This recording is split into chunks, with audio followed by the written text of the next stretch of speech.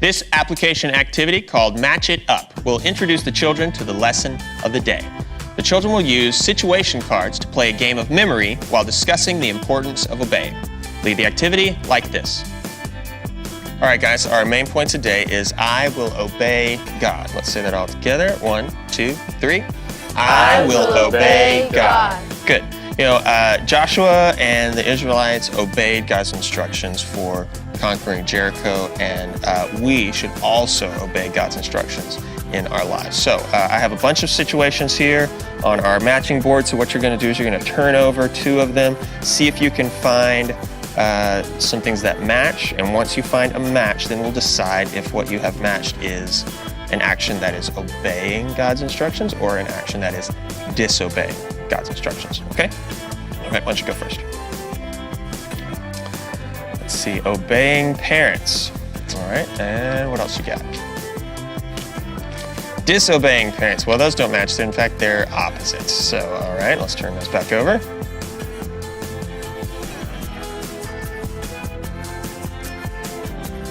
Oh, disobeying parents. Good for you, we just saw that. All right, so disobeying parents, you got a match, good job.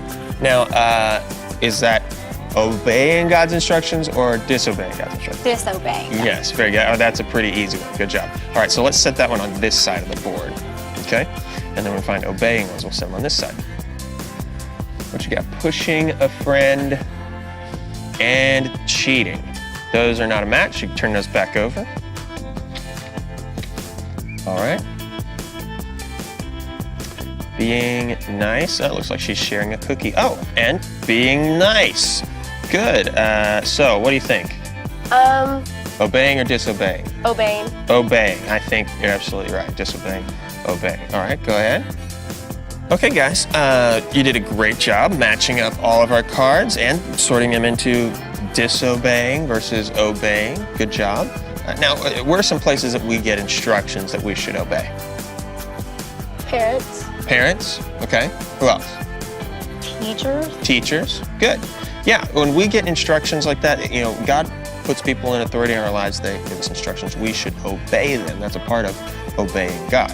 Now, when Joshua and the Israelites got instructions from God on how to conquer the city of Jericho, they obeyed them and they had a great result. And you know, in our lives, when we obey God, when we make these decisions instead of these decisions, things are always going to go better for us. Now, that doesn't mean that everything's going to be perfect and fine and nice and easy. I mean, even look at Joshua and the Israelites. Once they obeyed God's instructions, the wall fell down. They still had to fight a battle. You know, and we'll still have battles and problems in our lives as well, but our battles and problems will go much, much better if we're making the choice to obey God rather than to disobey Him. Because we should always choose to obey God.